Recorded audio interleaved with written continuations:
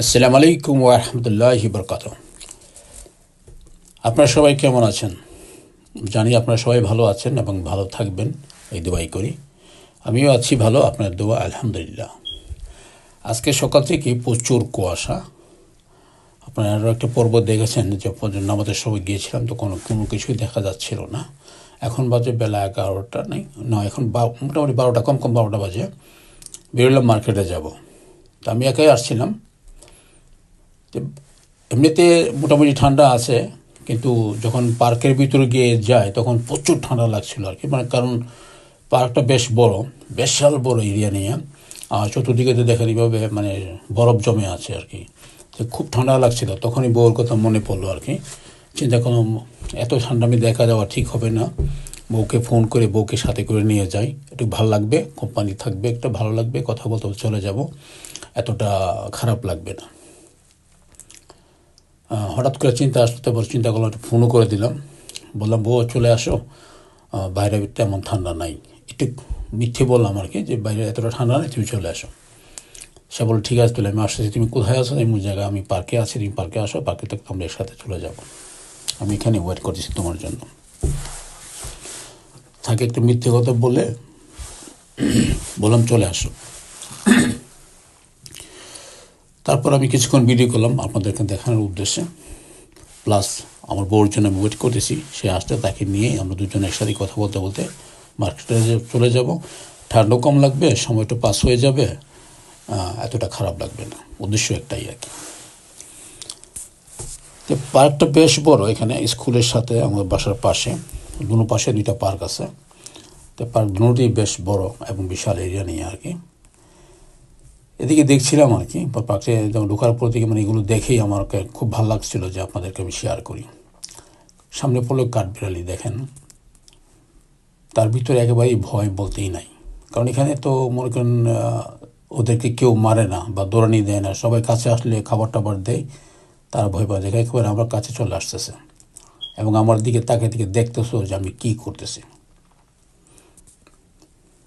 কারণ এই কাঠবিড়ালি কিন্তু আবার দেখেন চুপ সুন্দর করে তাকিয়ে আছে আমার দিকে, আমি যে তাকে ভিডিও করতেছি। দেখেন এই কাঠবিড়ালি আবার আমাদের যে গার্ডেন করি, এই গার্ডেনে এসে খুব সমস্যা করে, কারণ কাঠবিড়ালি এসে গাছ গুছ কুকড়িয়ে ফেলে।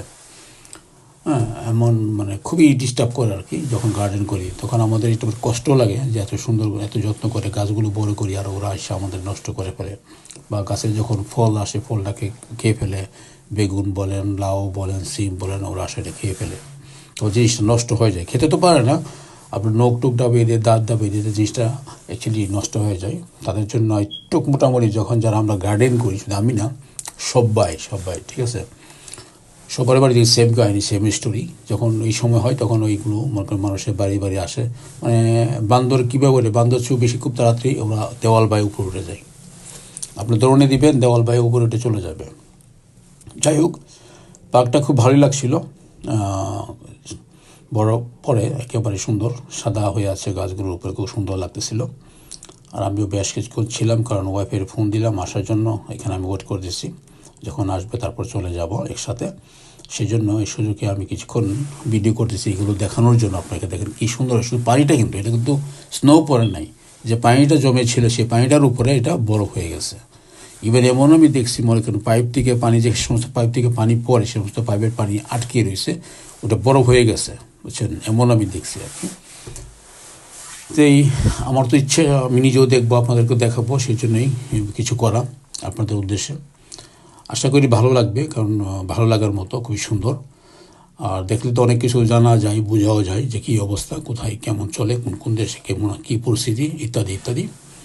যাই হোক, আপনারা দেখুন, আরও অনেক পর্ব আসবে, বিভিন্ন জায়গায় বিভিন্ন রকম বিভিন্ন কিছু নিয়ে আসবো সবসময় প্রতিবারের মতোই। তা আপনারা সবাই ভালো থাকবেন আর সুস্থ থাকবেন, এই দোয়াই করি। আর দেখতে থাকুন আমার সূর্য ব্লকের নতুন নতুন পর্বগুলি, আরও অনেক আসবে, আপনারা দেখলে সবার কাছে ভালো লাগবে। তো আজকে আর বেশি কথা বলবো না, এখানেই রেখে দিই। আরও কিছু করবো এখানে, দেখি ডানবা কী আছে, সব কিছু দেখানোর চেষ্টা করব। ওকে, তো ভালো থাকুন, সুস্থ থাকুন, আল্লাহ হাফেজ, আসসালামু আলাইকুম ওয়া রাহমাতুল্লাহ।